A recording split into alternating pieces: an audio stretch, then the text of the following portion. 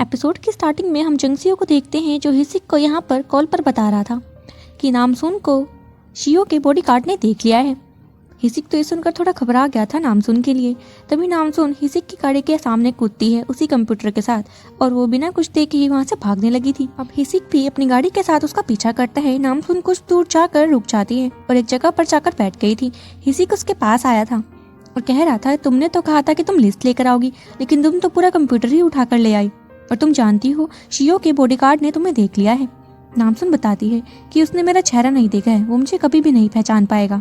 साथ में वो ये भी बता रही थी कि शियो एक ड्रग्स ग्रुप के साथ मिला हुआ है और वो रशिया का ग्रुप है, उसका नाम है पावेल, और मुझे लगता है कि वो उन्हीं के साथ मिलकर ड्रग डीलिंग कर रहा है और हम अंदाज़ा नहीं लगा सकते कि उसकी ड्रग डीलिंग कितनी ज़्यादा बढ़ गई है। तुम इस कंप्यूटर को पकड़ो, मैं तब तक डूगो में जाकर और इन्फॉर्मेशन निकालने की कोशिश करूंगी। अगले सीन में हम जूनी को गिलचेंग के साथ देखते हैं जो एंटरटेनमेंट पार्क में थी। यहाँ पर गिलचेंग जूनी को बता रही थी कि मेरी बेटी कैसे अमीर हुई। वो एक जगह पर खुदाई करवा रही थी और वहाँ पर अचानक से ऑयल निकलने लगा और यही रीज़न था कि मेरी बेटी आज इतनी अमीर है। ये सुनकर जूनी कहता है कि मैं तुमसे बहुत प्यार करता हूँ और वो अपने प्यार का इजहार करते हुए उससे ये भी कह रहा था कि मैं हमेशा तुम्हारे साथ ही रहना चाहता हूँ। तभी वापस हम ग्योम को देखते हैं। उसके पास उसके डैड की कॉल आ रखी थी और वो उसे बता रहे थे कि मैं कोरिया वापस आने वाला हूँ। ये सुनकर ग्योम हैरान रह जाती है और कॉल कटते ही उसने सीधा कॉल करी थी अपने भाई डोंग को। उसने डोंग को भी ये बात बताई थी। डोंग ये सुनकर हैरान रह जाता है कि डैड वापस आने वाले हैं। ग्योम कह रही थी कि मैंने तुम्हें बता दिया है, ये बात मोम तक बिल्कुल भी नहीं जानी चाहिए, इसलिए इसे अपने तक ही रखना। अब हमें बोंगशू को दिखाया जाता है जो लगातार पानी पिए जा रहा था और उसके ड्रग्स का असर बढ़ता ही गया। तभी हम नामिन को भी देखते हैं जिसके हाथ में वही टैबलेट थी और वो एक सीन को याद कर रहा था। फिर हमें वही लड़की दिखाई जाती है जो कह रही थी कि तुम इसे खाकर और भी ज़्यादा स्मार्ट हो जाओगे और पतले भी। उस लड़की का नाम टायरी है। यहाँ पर फिर नामिन देर नहीं लगाता उस टैबलेट को खा लेता है और उसे अजीब अजीब ख्याल आने लगे थे। अब इसके बाद हमें शियो का एक पास्ट का सीन दिखाया जाता है जिसमें कि वो फाइट कर रहा था और वो काफ़ी छोटा था। उनके लीडर ने उन्हें कहा था कि जो भी इस फाइट में जीतेगा उसे ही खाना मिलेगा। अब शियो के साथ जो लड़का था उसका नाम है बिनबिन। वो शियो से कह रहा था कि तुम मुझे मारना और मुझे हरा देना, मैं जानबूझकर हार जाऊंगा क्योंकि तुमने 2 दिन से खाना नहीं खाया है। अब सीन प्रिजन में आता है जहाँ पर शियो बॉक्सिंग रिंग में था और वो बॉक्सिंग कर रहा था और इसी बात को सोचने लग जाता है। अब नामसून भी घर पहुँच जाते हैं जहाँ पर ग्योम मुझसे पूछ रही थी कि क्या ये सच है कि हवाजा ने तुम पर अटैक किया, क्योंकि ये बात उसे हिसिक ने बताई थी। नामसून हामी भर रही थी। फिर वो उससे पूछती है कि वो अभी कहाँ पर है तो नामसून बता देती है कि वो हॉस्पिटल में है। अब अगले ही दिन ग्योम हवाजा से मिलने के लिए हॉस्पिटल चली जाती है और उसे पूछ रही थी कि तुमने ऐसा क्यों किया, तुम नामसून को मारने की कोशिश क्यों कर रही हो। तो हवाजा बोलती है कि अगर नामसून यहाँ पर नहीं आती तो ये सब कुछ मेरा होता, मैं एक अच्छी लाइफ जी रही होती, उसके आते सार ही तुमने मुझे घर से निकाल दिया। तो ग्योम उसे समझाते हैं कि अगर तुम अच्छे काम करोगी, लोगों की मदद करोगी तो शायद तुम मेरी दूसरी बेटी बन सकती हो। अब हम नामसून को डूगो में देखते हैं जो कॉरपोरेशन रिलेशन टीम के साथ बैठकर काम कर रही थी और अपने साथ में एक लेडी बैठी हुई देखकर उससे पूछने लग जाती है कि डूगो कंपनी विदेशों में क्या कुरियर करती है। तो वो लेडी पूछती है कि तुम ये सब क्यों पूछ रही हो। नामसून कहती है कि मेरे पास कुछ लिस्ट है जो कि विदेशी लोगों की है, बस इसीलिए पूछ रही हूँ। उस लेडी का नाम पैक्चू था। वो नामसून को फिलहाल तो कुछ नहीं बताती। तभी हम शियो को देखते हैं जिसके पास उसका बॉडीगार्ड आ रखा था और उसे बोलता है कि तुम्हें एक काम दिया था, तुमसे वो भी नहीं हुआ। तो बॉडीगार्ड, उसका नाम काइल है, वो बोलता है कि मैंने पूरी कोशिश करी उस चोर को पकड़ने की, लेकिन मैं उसे नहीं पकड़ पाया।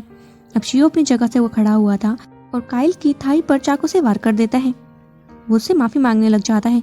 वही हिसिक और उसकी टीम शियो का लैपटॉप चेक कर रही थी। उस लैपटॉप में तो उन्हें कुछ खास नहीं मिलता, बस एक फोटो मिली थी जिसमें कि हिसिक था और दूसरा बिनबिन, लेकिन वो तो फिलहाल उन्हें नहीं जानते। तभी यहाँ पर हिसिक कॉल करके नामसून को बता देता है कि उस लैपटॉप में तो फिलहाल कुछ नहीं मिला, बाकी तुम वहाँ पर ढूंढने की कोशिश करना, शायद तुम्हारे साथ में जो कोऑपरेटिव रिलेशन के लोग काम कर रहे हैं उनसे तुम्हें कुछ मिल जाए। गिलचेंग को देखते हैं जो अपने हाथों से कॉफी का पाउडर बना रही थी और ये देखकर जूनी तो हैरान था और बोल रहा था कि अपने हाथों को इतना दुख मत दो। गिलचेंग बोलती है कि मुझे ये करना पसंद है। फिर यहाँ पर जूनी ने गिलचेंग को बताया था कि नामिन काफ़ी टाइम से रेस्टोरेंट में नहीं आ रहा है और ना ही वो खाना खाने के लिए आता है, पता नहीं क्या बात हुई है। वहीं एक झलक हमें नामिन की दिखाई जाती है जो लगातार पानी पिए जा रहा था। शायद उन टैबलेट्स में वही ड्रग्स थी जो उस लड़की ने उसे दी थी और वो ड्रग्स के नशे में चूर हो चुका था। वापस हम नामसून को देखते हैं जो अब पैक्चू के साथ काफ़ी अच्छे से बिहेव कर रही थी। वो उसके लिए कभी ड्रिंक ला रही थी, कभी खाने का सामान, ताकि वो उसे बता दे। फिर वो उसके पास जाकर पूछने लग जाती है, क्या प्लीज़ तुम मुझे नहीं बता सकती कि डूगो कंपनी विदेशों में क्या सेल करती है। वो बोलती है कि तुम यहाँ पर न्यू हो, मैं तुम्हें नहीं बता सकती। तो नामसुन बोलती है कि मुझे शियो ने ही कहा है कि जल्दी से काम सीख लो, तुम मेरी मदद कर सकती हो। लेकिन फिलहाल वो अभी भी कुछ नहीं बता रही थी, तो नामसुन परेशान हो जाती है। वहीं हिसिक और उसके साथ ही डूगो की मंथली इनकम देख रहे थे, जो कि थी $45 मिलियन। और वो हैरान हो जाते हैं कि डूगो में ऐसा तो कुछ सेल नहीं होता, तो ये रुपए आ कहाँ से रहे हैं। फिर वो सभी खाना खाने के लिए बैठे थे और यहाँ पर हिसिक हेरिटेज क्लब की लिस्ट चेक कर रहा था। उसमें उनका कमिश्नर भी था। तो वो बताता है कि शायद वो रिटायर होने वाले हैं ना, इसीलिए अब वो राजनीति में जाने की सोच रहे होंगे, इसीलिए वो हेरिटेज क्लब ज्वाइन करके बैठे हैं। मैं भी हेरिटेज क्लब में ज्वाइन होने वाला हूँ, शायद वहाँ पर मुझे कुछ सबूत मिल जाए। वापस हम शियो को देखते हैं, जो अपने बॉडीगार्ड यानी कि कायल से पूछ रहा था कि वो चोर दिखने में कैसा था। तो वो बताता है कि उसने व्हाइट कलर का गाउन पहना हुआ था और उसने भूत वाला मेकअप किया हुआ था। वहीं बाहर की तरफ नामसुन चल रही थी, तो कायल उसे देखकर बोलता है कि उस चोर की हाइट बिल्कुल इस लड़की जितनी थी। उसे देखकर शियो पहचानता है कि ये तो नामसुन है। फिर वो अपने सेक्रेटरी से कह रहा था कि तुमने मुझे बताया था कि ग्योम की वो खोई हुई बेटी मिल गई है, उसका नाम नामसुन है और वो स्ट्रॉन्ग है। यहाँ पर एरिका भी स्ट्रॉन्ग है। उसका शक नामसुन की तरफ बढ़ रहा था और फिर उससे पूछता है, क्या तुमने इसका पासपोर्ट चेक किया था। तो वो बताता है कि हाँ, ये मंगोलिया से बिलोंग करती है। तभी हम हवासा को हॉस्पिटल में देखते हैं, जो ग्योम की बातें याद कर रही थी कि उसने मुझे कहा कि वो मुझे अपनी दूसरी बेटी के रूप में अपना लेगी। तभी एक लड़की आकर हवासा से कहती है कि तुमसे कोई मिलने के लिए आया है। बाहर की तरफ तो शियो आया हुआ था। शियो हवासा से कह रहा था कि मैं तुम्हारे बारे में सब कुछ जान चुका हूँ, तुम ग्योम की बेटी बनने का नाटक कर रही थी। अब मुझे ये बताओ, क्या उसकी असली बेटी डूगो में काम करती है और क्या उसका नाम नामसुन है। यहाँ पर वो मना कर देती है कि नहीं, उसका नाम नामसुन नहीं है। तो यहाँ पर शियो बोलता है कि फिर तुमने नामसुन पर अटैक क्यों किया था। वो बोलती है कि वो मेरा मजाक बना रही थी, इसलिए मैंने उस पर अटैक कर दिया। अब शियो को भी हवासा की बातों पर यकीन हो जाता है, इसलिए वो यहाँ से चला गया था। फिर हम ग्योम को देखते हैं, जो एपोलेंटिया के उसी आदमी के साथ बैठी हुई थी। वो उसे पावेल ग्रुप के बारे में पूरी इन्फॉर्मेशन दे रहा था कि उसकी शुरुआत कैसे हुई, उसकी हिस्ट्री के बारे में। वो ग्योम को सब सारी बातें बताता है कि पावेल ग्रुप की शुरुआत पावेल नाम के आदमी ने ही करी थी और ये ग्रुप ड्रग डीलिंग को लेकर ही माना जाता है। ऐसा बताया गया है कि अब इस ग्रुप का कोई और ही ओनर है। उसका लड़के का नाम है नोज, उसका ये निक नेम है। और वो ग्योम को ये भी बताता है कि वो कैसे विदेशों से बच्चों को लाकर उन्हें ट्रेनिंग दिया करते हैं। तभी सीन शिफ्ट होता है और हम कायल को देखते हैं, जो उसी बिल्डिंग की तरफ देख रहा था। तभी नामसुन भी वहाँ पर आ जाते हैं और उससे पूछ रही थी कि तुम यहाँ पर क्या कर रहे हो और बार बार इस बिल्डिंग को क्यों घूर रहे हो। कायल बताता है कि वो चोर बिल्डिंग के सबसे ऊपर वाले फ्लोर से कूदा था। वो तो मुझे लगता है कि मर गया होगा, लेकिन मुझे यहाँ पर कोई भी नामो निशान नहीं मिला। नामसुन चुप कर जाती है और देखती है कि उसके पैर पर चोट लगी है और उसकी हेल्प करने के लिए वो उसे अपनी पीठ पर उठाकर अंदर तक ले गई थी। अंदर वो दोनों एक जगह पर बैठे होते हैं, जहाँ पर कायल उसे कह रहा था कि तुम्हें ये सब करने की ज़रूरत नहीं थी। नामसुन बोलती है कि तुम इतने ज़्यादा स्ट्रॉन्ग हो, लेकिन फिर तुम ये सब कुछ क्यों झेल रहे हो। तो वो बताता है कि मुझे शियो के ऑर्डर फॉलो करने पड़ते हैं, मैं उसके लिए काम करता हूँ। नामसुन बोलती है कि वो तो ड्रग भी लेता है, क्या तुम भी लेते हो। यहाँ पर कायल साफ मना कर रहा था। तभी नामसुन को शियो का मैसेज आ जाता है, जो उसे अपने कैबिन में बुला रहा था कि मुझे तुमसे कुछ काम है। यहीं पर नामसुन के वॉच से हिसी की सारी बातें सुन लेता है। सुनकर चंगसियो कह रहा था कि बाकी सभी की मौत हो गई ड्रग्स लेने के कारण, तो शियो कैसे बचा हुआ है। अब इसके बाद हम नामसुन को शियो के कैबिन में देखते हैं और वो उससे पूछ रही थी कि तुमने मुझे यहाँ पर क्यों बुलाया है। शियो बोलता है कि तुम मंगोलिया से हो ना, तुम कोरिया क्यों आई। नामसुन बताती है कि मुझे लड़के पसंद है कोरिया के और मैं यहाँ पर शादी करने के लिए आई हूँ।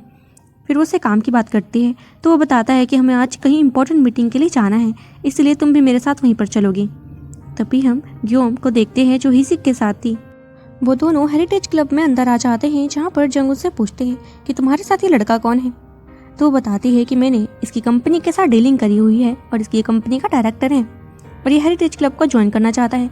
तो जंग उनका अच्छे से वेलकम करती है। जैसे ही वो मीटिंग रूम पर पहुंचे थे, हिसिक वहाँ पर एक कैमरा फिक्स कर देता है और साथ में रिकॉर्डर भी। फिर हिसिक अपने फ़ोन में वो वीडियो चेक करता है जो नामसुन की वॉच बना रही थी और देखता है कि वो तो हेरिटेज क्लब के उसी मीटिंग रूम में आ रहे हैं और दरवाज़ा खुलता है और वो दोनों एक दूसरे को देख लेते हैं। यहाँ पर सब एक दूसरे को देखकर शॉक हो गए थे, लेकिन ऐसे रिएक्ट करते हैं जैसे कि वो आज पहली बार मिले हैं। वो सभी एक दूसरे को अपना इंट्रोडक्शन देते हैं ताकि शियो को शक ना हो। अब मीटिंग स्टार्ट हो गई थी और ग्योम शियो आपस में बात कर रहे थे। तभी नामसुन मौके का फ़ायदा उठाकर हिसिक के साथ छेड़खानी करने लग जाते हैं। हिसिक हिचकिचाते हुए कहता है कि मुझे वॉशरूम जाना है। वो जैसे ही बाहर गया था वो मेन रूम में जाने की कोशिश करता है, लेकिन वहाँ पर ताला लगा हुआ था। इसीलिए वो जैसे तैसे करके उस रूम की की लेता है और वहाँ पर जाकर उसने कुछ कैमरास फिट कर दिए थे। और जैसे ही वो बाहर जाने लगा था उसे एक आदमी पकड़ लेता है कि तुम यहाँ पर क्या कर रहे थे। तो वो बताता है कि मुझे मिसेस जंग ने यहाँ पर उनका हैंकी लेने के लिए भेजा था, इसलिए फिर वो भी कुछ नहीं बोलता। अब यहाँ से वो दोनों ही चले जाते हैं। हिसिक तो यहाँ पर मैसेज करके ग्योम को बता देता है कि मेरा काम तो हो गया। ग्योम भी वहाँ से जाने वाली थी, लेकिन जाते जाते शियो से कहती है कि मैं तो यहाँ पर मेन ये जानने के लिए आई थी कि तुम पैसे कैसे कमाते हो। डूगो में इतना पैसा आ कहाँ से रहा है? कोई ना कोई तो है जो तुम्हारी हेल्प कर रहा है। यहाँ पर शियो बोलता है कि तुम हमारी इन्वेस्टमेंट के बारे में जानना चाहती हो या फिर मेरे बारे में? तुम मेरे बारे में कभी भी नहीं जान पाओगी। तो ग्योम यहाँ पर बता देती है कि मैं तुम्हें अच्छे से जानती हूँ। तुम पहले रशिया में रहा करते थे और तुम पावेल ग्रुप का हिस्सा भी रह चुके हो, जो कि ड्रग डीलिंग करता है और वो एक माफिया ग्रुप है। और मैं तो यकीन से कह सकती हूँ कि उन्हीं का हाथ तुम्हारे सर पर है, जिसके कारण तुम इतना पैसा कमा पा रहे हो। शियो को उसकी बातें सुनकर गुस्सा आने लगा था और नाम सुन यहाँ पर ग्योम को चुप होने के लिए कहती है कि आप बहुत कुछ बोल चुकी। ग्योम बोलती है कि अगर तुम्हें बुरा लगा तो मैं माफ़ी मांगना चाहती हूँ। इतना कहकर वो यहाँ से चली जाती है। और नाम सुन यहाँ पर शियो से पूछ रही थी क्या तुम ठीक हो। शियो बोलता है कि ये हमारे बिजनेस के बीच में आ रही है, हमें इसे रास्ते से हटाना होगा। अब शियो यहाँ से अपनी गाड़ी लेकर चला गया था और नामसून को पीछे से मिसेस जंग रोक लेती है और कहती है कि मुझे तुमसे कुछ इंपॉर्टेंट बात करनी है, तो मेरे साथ चलो। वहीं ग्योम को गिलजैंग की कॉल आ रखी थी, जो उसे बताती है कि मैं तुम्हारे भाई यानी कि डोंग को हॉस्पिटल में एडमिट कराने के लिए लाई हूँ, उसकी तबीयत ठीक नहीं है। और आज मेरा एक अवार्ड फंक्शन भी है जहाँ पर मुझे ब्रेव सिटीजन का अवार्ड मिलने वाला है पुलिस स्टेशन में। मैं वहाँ पर जाने वाली हूँ, लेकिन फ़ोटो क्लिक करने के लिए कोई भी नहीं है, तुम वहाँ पर आ जाना। जैसे ही वो वहाँ से जाने लगी थी, यहाँ पर डोंग बड़बड़ाते हुए उसे सारी बातें बता देता है कि ऐसे ऐसे करके आपके पति देव यानी कि मेरे डैड वापस आने वाले हैं। अब यहाँ पर गिलजैंग उसकी बात का ज़्यादा विश्वास नहीं करती, वो अपने अवार्ड के लिए चली गई थी। अवार्ड लेने के बाद वो ग्योम से कान में पूछती है क्या ये सच है कि तुम्हारे डैड वापस आने वाले हैं कोरिया। यहाँ पर वो हामी भरती है और जैसे ही उसने हामी भरी थी, यहाँ पर गिलजैंग को गुस्सा आ जाता है और वो तेज चिल्लाती है, सारा अवार्ड फंक्शन खराब कर देती है और बेहोश हो गई थी। फिर हम मिसेस जंग को देखते हैं जो नामसून को लेकर एक सुनसान एरिया में आ गई थी और उसे कहती है कि तुम 1 मिनट दो मुझे। तभी वो अपने सारे आदमियों को बुला लेती है और नामसून से कहने लगी थी कि मैं तो हैरान हूँ कि शियो जैसा लड़का तुम पर विश्वास कैसे कर गया। मैं देखना चाहती हूँ तुम में ऐसा खास क्या है, चलो मुझे शो करो। फिर वो अपने आदमियों को नामसून को पीटने के लिए उनके पास भेजती है, लेकिन नामसून भी काफ़ी तेज थी। वो भागकर उनके आदमियों को 3 टैंक के साथ घेर लेती है और वो आदमी उन 3 टैंक के बीच में थे। नामसून फिर यहाँ पर मिसेस जंग को कहती है कि आप तो मुझसे बात करने वाली थी ना, लेकिन आपने तो कोई बात करी ही नहीं और मैं लेट हो रही हूँ, इसलिए अब मैं चलती हूँ। अब ग्योम गिलजैंग को घर पर ले आई थी, वो अभी भी बेहोश थी। बोंग भी घर पर पहुंच जाता है, जो ग्योम को बता रहा था कि मैं नामिन को लेकर काफ़ी टेंस हो रहा हूँ। वो अपने रूम से बाहर निकलता ही नहीं है, सिर्फ पानी पीता रहता है। उसने कैफ़े में आना भी बंद कर दिया है। वहीं गिलजैंग को भी होश आ जाता है और वो अपनी एंगेजमेंट वाली रिंग को देखकर जूनी को कॉल लगाती है और बोल रही थी कि तुम्हें मेरा साथ देना होगा, तुम बस कल मेरा साथ देने के लिए पहुंच जाना, बाकी चीज़ें मैं खुद ही संभाल लूँगी। इतने में नामसून भी घर पहुंच जाती है, जो ग्योम पर गुस्सा करके कहती है कि मोम आपको शियो का अंदाज़ा नहीं है कि वो कितना खतरनाक है, आप उससे ऐसे बात नहीं कर सकती, आपकी जान को खतरा हो सकता है। ग्योम उसे बोलती है कि मेरी बेटी आज मुझ पर चिल्लाने भी लगी है, यही दिन देखना बाकी रह गया था। ग्योम उस पर काफ़ी तेज चिल्लाने लगी ही थी कि पीछे से बोंग उसे रोक देता है। तब ग्योम को थोड़ा होश आता है कि हाँ वो गलत कर रही है, इसलिए वो नामसून को आराम से बोलती है कि ठीक है मैं नेक्स्ट टाइम से ध्यान रखूंगी। फिर हमें नेक्स्ट डे मॉर्निंग का दिखाया जाता है, जहाँ पर ग्योम ब्रेड सोंग से मिलने के लिए गई हुई थी और वो ब्रेड सोंग से पूछती है क्या तुम शियो को जानते हो। वो साफ इनकार करता है कि ये कौन है, मैं तो उसे जानता तक नहीं, मैंने तो नाम भी पहली बार सुना है। फिर वो से वही फोटो दिखाती है रशिया की और बोल रही थी कि ये है शियो और ये पीछे जो है वो तुम ही हो ना। ब्रेड सोंग उसे बोलता है कि ये फोटो तुम्हारे हाथ लगी कैसे, तो बोलती है कि ये इम्पोर्टेंट नहीं है, इम्पोर्टेंट ये है कि तुम शियो को कैसे जानते हो। ब्रेड सोंग को यहाँ पर गुस्सा आ गया था और वो ग्योम को यहाँ से जाने के लिए कहता है। ग्योम यहाँ से जा नहीं रही थी, तो इसलिए वो सिक्योरिटी को बुला लेता है। सिक्योरिटी अब ग्योम को यहाँ से धक्के मार के बाहर निकाल देती है। अब गिलजैंग भी एयरपोर्ट पहुँच गई थी अपने हस्बैंड को लेने के लिए। उसका हस्बैंड जैसे ही आया था वो बोलता है कि मैंने तो तुम्हें काफ़ी मिस किया, मैं अभी तक तिब्बत में था और मेडिटेशन कर रहा था। गिलजैंग बोलती है कि फिर तुमने वहाँ पर क्या सीखा। तो वो बताता है कि मुझे रियलाइज़ हुआ कि मुझे अपनी फैमिली के साथ रहना है मरते दम तक, मैं तुम्हें छोड़कर कभी नहीं चाहूँगा। गिलजैंग को इस बात पर गुस्सा आ जाता है और वो उसे जोर से पुश कर देती है, जिसके कारण उसका हस्बैंड अब बेहोश हो चुका था।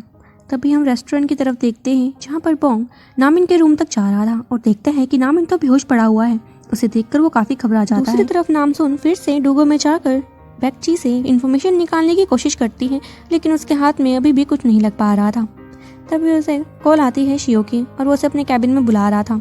जैसे ही वो कैबिन में गई थी, शियो से डायरेक्ट कह देता है, क्या तुम मेरे लिए काम कर सकती हो?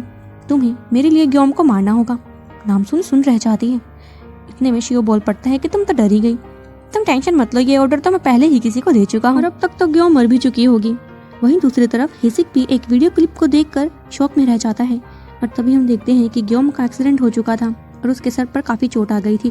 और इसी के साथ हमारा ये एपिसोड खत्म हो जाता है। सो फ्रेंड्स, ये थी हमारे स्ट्रॉन्ग गर्ल नामसून की एपिसोड 9 की एक्सप्लेनेशन। अगर आपको मेरी वीडियो अच्छी लगी तो मेरे चैनल को सब्सक्राइब करना मत भूलिएगा। मिलते हैं इसके नेक्स्ट एपिसोड के साथ। Till then take